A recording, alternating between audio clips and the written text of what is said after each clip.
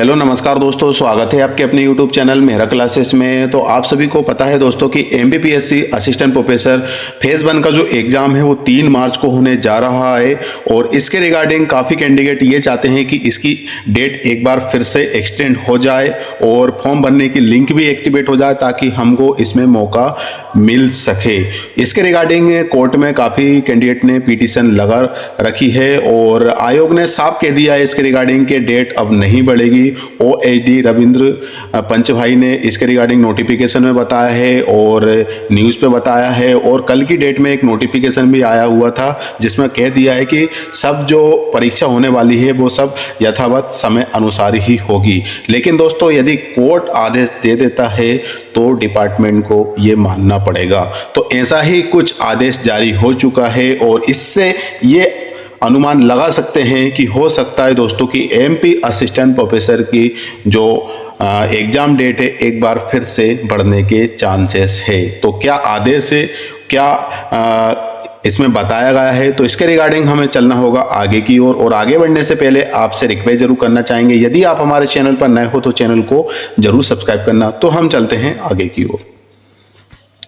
तो यहाँ पर हम देख सकते हैं दोस्तों कि इंदौर 14/2/2024 मतलब आज की डेट में ही ये न्यूज़पेपर में आया हुआ है। और मध्य प्रदेश का जाने माना न्यूज़पेपर है दैनिक भास्कर। और इसमें बताया गया है कि सहायक प्राध्यापक भर्ती परीक्षा 2022 मामले में हाई कोर्ट का अहम आदेश। तो हाई कोर्ट ने इसमें के रिगार्डिंग आदेश जारी कर दिया है जिसमें पूरी जानकारी इस पर आपको मिलने वाली है। और काफ़ी न्यूज़पेपर में ये न्यूज़ आ चुकी है। फिलहाल में हम देख सकते हैं कि मार्च में होने वाली परीक्षा में अतिथि शिक्षकों को आयु सीमा में मिलेगी 10 साल की छूट।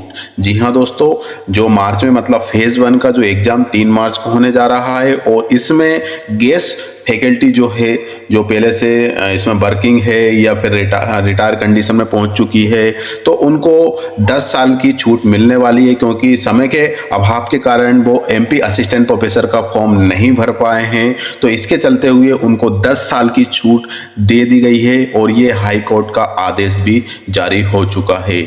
इसमें बताया गया है कि मध्य प्रदेश हाई कोर्ट की ग्वालियर बेंच ने प्रदेश भर के उन तमाम अतिथि विद्वानों को राहत प्रदान की है जो अतिथि अधिक आयु के चलते मार्च में होने जा रही सहायक प्राध्यापक भर्ती परीक्षा 2022 में भाग नहीं ले पा रहे थे। आपको पता है कि इसमें फॉर्म भरने की जो आयु सीमा हमें निर्धारित की गई थी मध्य प्रदेश के कैंडिडेट को वो है 48 साल। लेकिन 48 साल से ज़्यादा वाले कैंडिडेट इसमें आवेदन नहीं कर सकते हैं। ऐसे काफ़ी कैंडिडेट हैं इसमें जो कि हमारे पास कमेंट्स आ रही है और आती भी है, उस टाइम आई है और काफ़ी लोग कॉल भी किए हैं, लेकिन उन्होंने पिटीशन लगाई थी जिसका रिजल्ट अब आपके सामने है। KRG कॉलेज ग्वालियर में भूगोल विभाग में 2004 से अतिथि विद्वान के रूप में कार्यरत डॉक्टर रश्मि चौधरी 52 वर्ष व अन्य की याचिका स्वीकार करते हुए जस्टिस आनंद पाठक ने आदेश दिया है कि अतिथि शिक्षकों को आयु सीमा में 10 साल की छूट दी जाए। कोर्ट ने माना है कि मध्य प्रदेश सरकार ने 6 अक्टूबर 2023 को आयु सीमा में 10 साल की छूट प्रदान करने का जो आदेश जारी किया था वह अभी लागू माना जाएगा। अभी मतलब जो अभी भर्ती प्रक्रिया चल रही है इसमें ही माना जाएगा। कोर्ट ने याचिकाकर्ता व अन्य को फॉर्म भरने की अनुमति प्रदान की है। यहाँ पे क्लियर लिखा हुआ है कि उनकी याचिका मतलब फॉर्म तो भरा नहीं है तो उनके लिए जाहिर सी बात है कि विंडो ओपन होगी। और विंडो ओपन होती है तो 3 मार्च को एग्ज़ाम नहीं होगा, क्योंकि फॉर्म भरने के बाद कम से कम 1.5-2 महीने तो उनको मिलना चाहिए अपनी तैयारी करने के लिए। तो अभी इतना टाइम है नहीं है। आज 14 तारीख है। यदि 5 दिन के लिए भी उनके लिए पोर्टल खुलता है तो उनकी तैयारी नहीं हो पाएगी। तो इसके चलते हुए हो सकता है कि डेट तो बिल्कुल आगे बढ़ना हो। परमिशन दे रखी है, यहाँ पे देख सकते हैं कि अन्य को फॉर्म भरने की अनुमति प्रदान की। स्पष्ट किया है कि यदि ऑनलाइन विंडो नहीं खुली है तो एमपीपीएससी अतिथि विद्वान के फॉर्म स्वीकार करें, मतलब किसी भी कंडीशन में करें लेकिन करना पड़ेगा। याचिकाकर्ता के वकील प्रदीप बिसोरिया ने बताया है कि 20 दिसंबर 2022 को एमपीपीएससी ने सहायक प्राध्यापक के पद के लिए भर्ती विज्ञापन जारी किया। इसके अनुसार केवल 48 वर्ष की आयु वाले अतिथि विद्वान ही इस परीक्षा में भाग ले सकते हैं। हालांकि 6 अक्टूबर 2023 को राज्य सरकार ने आयु सीमा में 10 साल की छूट दी। ऐसे में 58 वर्ष तक के SC ST OBC महिला अतिथि विद्वान और सामान्य श्रेणी के 53 वर्ष तक के अतिथि विद्वान परीक्षा में भाग ले सकते हैं। तो यहाँ पे क्लियरली लिखा हुआ है कि यदि आप SC ST OBC कैटेगरी से बिलोंग करते हैं या EW से, तो आपको 58 साल के हैं आप तो भी आप इसमें आवेदन कर सकते हैं, और वहीं जनरल कैटेगरी से आप बिलोंग करते हैं तो 53 ईयर्स तक आप इसमें आवेदन कर सकते हैं। याचिकाकर्ता डॉक्टर चौधरी की आयु 53 साल है। ऐसे में उन्हें परीक्षा में भाग लेने की अनुमति दी जानी चाहिए। वहीं शासन व MPPSC की ओर से तर्क दिया गया कि राज्य सरकार का आदेश भविष्य में होने वाली परीक्षा पर लागू होगा। इस तर्क का विरोध करते हुए कोर्ट को बताया है कि 1993 के बाद 2017 में MPPSC द्वारा सहायक प्राध्यापक के पदों के लिए भर्ती परीक्षा कराई गई थी। ऐसे में अगली परीक्षा कितने वर्ष बाद हो इसके बारे में कुछ नहीं कह सकता। बिल्कुल सही बात है। डिपार्टमेंट का कहना है कि अगली बार जब इसका एग्जाम होगा तो उसमें आपको छूट मिलेगी, लेकिन दोस्तों अगली बार एग्जाम कब होगा इसकी गारंटी कौन ले सकता है, क्योंकि यहाँ पे क्लियरली लिखा हुआ है कि 1993, 2013 के बाद 17 और फिर 17 के बाद 2023-24 में जाके हो रही है। तो 6-7 साल बाद ये भर्ती हो रही है, और अभी भी हम अनुमान लगा सकते हैं कि यदि 6 साल बाद भी होती है तो 24 के बाद 30 तो क्रॉस हो जाना है।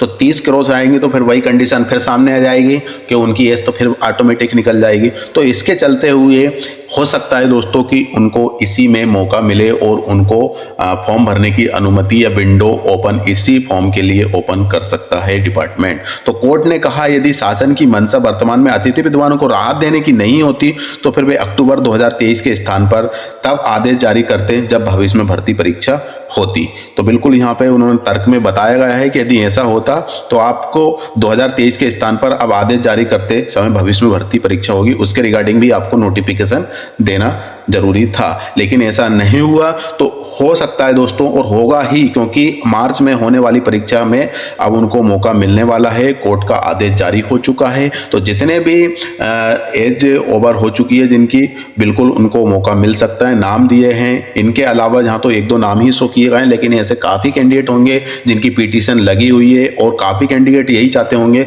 कि हमको इसमें मौका मिले। और वहीं पर हम बात करें दोस्तों कि दिसंबर 2023 का UGC नेट का रिजल्ट आया तो वो भी डिले हुआ है, तो काफ़ी कैंडिडेट वह भी चाहते हैं कि हमको इसमें मौका मिले। तो ज़्यादा से ज़्यादा कैंडिडेट यही चाहते हैं कि हमको इसमें मौका मिलना चाहिए, और इसके चलते हुए कोर्ट ने आदेश जारी कर दिए हैं। अब ये कुछ कह नहीं सकते दोस्तों कि अब विंडो ओपन होगी तो सिर्फ ओनली गेस्ट फैकल्टी के रिगार्डिंग होगी या फिर सभी के लिए होगी। फिलहाल में अभी PSC ने इसके रिगार्डिंग कुछ भी नोटिफिकेशन जारी नहीं किया है। अभी सिर्फ कोर्ट का आदेश से आया हुआ है, जो कि हम न्यूज़पेपर के माध्यम से आपको बताया है। तो दोस्तों आज के लिए बस इतना ही। बस आपसे एक और रिक्वेस्ट कि आपको 3 मार्च के अकॉर्डिंग ही अभी तैयारी करना है। यदि डेट नहीं पड़ती है तो आपको दिक्कत हो सकती है। इसके रिगार्डिंग टेस्ट सीरीज हम चला रहे हैं। वीडियो डिस्कशन में हमारे एप्लीकेशन की लिंक मिलेगी, बिल्कुल आप चेक कर सकते हैं, विजिट कर सकते हैं। तो आज के लिए दोस्तों बस इतना ही, फिर से मिलेंगे नई वीडियो के साथ। जब तक के लिए जय हिंद, जय भारत।